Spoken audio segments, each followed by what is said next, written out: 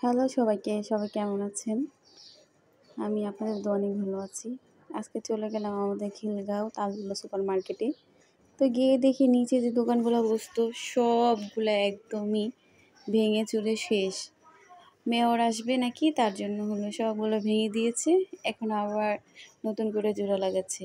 এইটা হলো আমাদের খিলগাঁও তালতলা সুপার মার্কেটের গেট। এটা হলো আমাদের ভিতরে তালতলা মার্কেটের ভিতরে। আমাদের তালতলার মার্কেটটা অনেক সুন্দর। আর এটা হলো একটু সন্ধ্যার আগে তার জন্য এরকম খালি খালি, কিন্তু সন্ধ্যার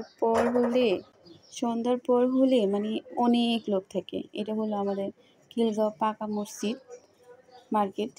এখানেও ভিড় থাকে, কিন্তু খিলগাঁও তালতলা মার্কেট এটা পুরনো হওয়াতে ওটাতে বেশি লোক থাকে আর এটাতে একটু কম থাকে। তো এই তো হলো বিকেলের সময়ের পরে এখন আমরা চলে গেলাম একটা রেস্টুরেন্টে। এই রেস্টুরেন্টটা ভালোই, খাবারটা আমার কাছে খুব ভালো লাগে নাই, কারণ এখানকার খাবারটা আমার ভালো লাগে না, কিন্তু পরিবেশটা খুব সুন্দর। আমি আর আমার ছোটো বোন চলে গিয়েছি। এখন বলতেছে পাস্তা খাবো, ও বলতেছে পাস্তা আর হলো বার্গার খাবো। ঠিক আছে, তখন পাস্তা চলে আসলো, গরম গরম পাস্তাও দেখতে কিন্তু অনেক সুন্দর, কিন্তু খেতে আমার কাছে ভালো লাগে নাই। জানি না কার কাছে কেমন ভালো লাগে। পাস্তা ক্লাবে গিয়েছিলাম উপরতলায়, আর এই হলো বার্গার। তো খেয়ে দিয়ে চলে আসলাম। খেতে খেতে সন্ধ্যা হয়ে গেছে। মাগরিব বাজানোর পরে আমরা চলে যাচ্ছি।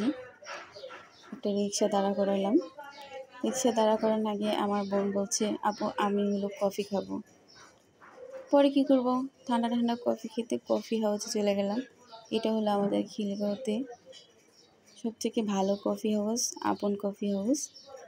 তো আপন কফি হাউসে আমি সবসময়ই যাই, আমার এটাতেই সবচেয়ে ভালো লাগে। তো আপনারা সবাই ভালো থাকবেন। আসসালামু আলাইকুম।